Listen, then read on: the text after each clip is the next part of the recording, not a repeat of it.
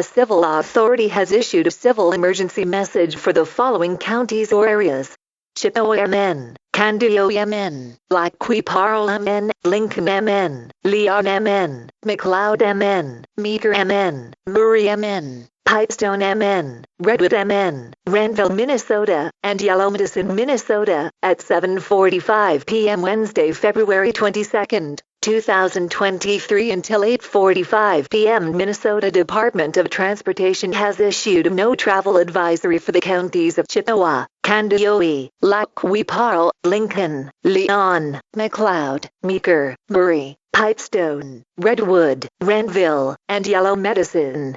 No travel is advised on all state highways in these counties overnight and into Thursday. Some roads are closed. No travel advised means that the roadway has deteriorated and/or visibility has been reduced to the point that it is very dangerous to travel.